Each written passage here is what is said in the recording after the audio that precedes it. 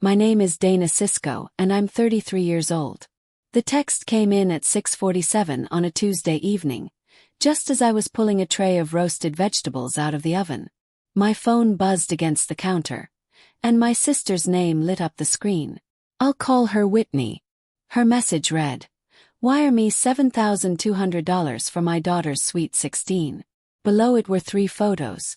The first showed a banquet hall draped in gold chiffon, crystal chandeliers glittering above a polished dance floor that looked like it belonged in a 5-star hotel. The second was a blush pink, floor-length sequined gown, still on the hanger with the tags attached. The third was a 5-tier cake adorned with edible gold leaf and topped with a tiny fondant tiara. The caption under that last photo read, $700. Worth every penny, right? I stared at my phone for a long moment before setting it face down on the counter. My hands were shaking, not from fear, but from disbelief mixed with a slow-burning anger I hadn't felt in years. Whitney and I were sisters by blood, but we'd grown up in entirely different worlds under the same roof. She was the golden child, the one who got a car for her 16th birthday while I got a part-time job at the local diner to save for my own. She was the one my parents bragged about at holiday dinners, even when her decisions left the rest of us cleaning up the fallout. And now, 15 years later, she wanted more than a third of my monthly salary for a party. I picked up my phone and typed my response before I could second-guess myself. Get a job. 3 words. No explanation. No emoji to soften the edges. I hit send and immediately felt a strange mix of relief and dread, like I just stepped off a ledge with no way back. The reply didn't come from Whitney. It came 10 minutes later from my father, Grant, a man who had never once texted me anything longer than a sentence. Pay up or you're no longer family.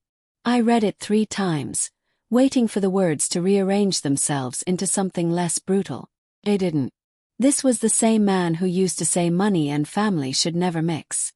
The same man who lectured me about humility and warned against raising entitled children.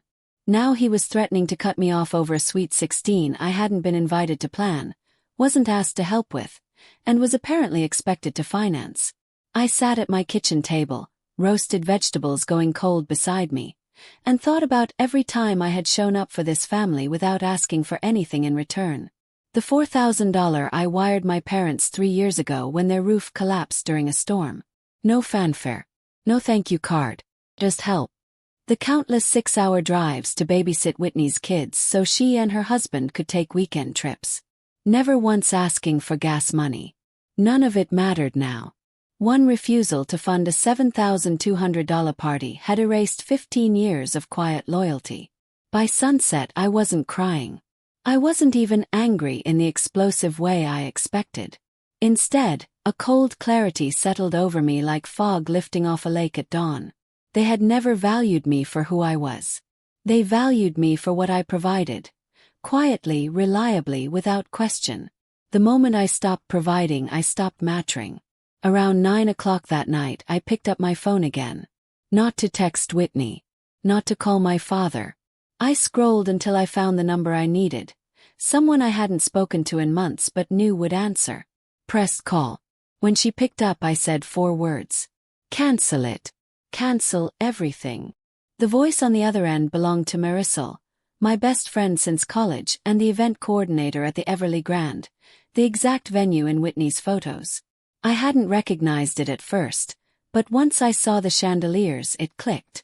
6 months earlier, Whitney had asked me to help her secure a family discount at Marisol's venue. Wanting to support my niece, I made the introduction and co-signed the deposit as a favor, trusting Whitney and her husband to handle the remaining payments. What I hadn't known was that Whitney had listed me as the primary contact and financial guarantor, not just for the venue, but for the caterer, the dress boutique, and the bakery. When Marisol answered, she asked gently, "Dana, is everything okay? The remaining balances are due Friday." I told her everything, the demand, the ultimatum, the threat. Then I asked her to cancel every booking tied to my name. She hesitated, reminding me that the deposits would be forfeited and the date impossible to reclaim. "I've never been more sure of anything," I said. By 7:30 the next morning, my phone wouldn't stop ringing. The dress boutique informed me the gown under my name had been released back into inventory. The bakery confirmed the 5-tier cake order had been voided. The venue contract was officially terminated. Then came Whitney's calls, voicemails escalating from confusion to fury to panic. "Dana, what did you do? The venue says everything's cancelled. Call me back right now." I didn't. Instead, I made coffee and sat on my porch, watching the sun rise through the trees. I felt lighter than I had in years. When my father called, I answered. He demanded to know why I'd humiliated the family by pulling my support at the last minute. "I didn't pull support," I told him calmly. "I stopped being used as a blank check." I reminded him of the years I'd shown up, paid quietly, asked for nothing. And how the one time I said no, I was handed an ultimatum. "If love is conditional on what I can provide," I said, "then maybe I don't want to be counted in that version of family." For the first time in my life, my father had no immediate response. Word spread quickly. My aunt called. My cousins texted. My mother reached out, not to reconcile, but to ask if there was any way to fix this before people start talking. That's when it became clear. This was never about my niece. It was about appearances. 2 days later, Whitney called again. Her tone was softer. She admitted she'd assumed I would cover everything. She said the party could still happen, just smaller, and asked if I'd reconsider contributing something. I told her I loved my niece and would happily send her a meaningful birthday gift directly. But I would not fund a $7,200 fantasy built on assumptions and threats.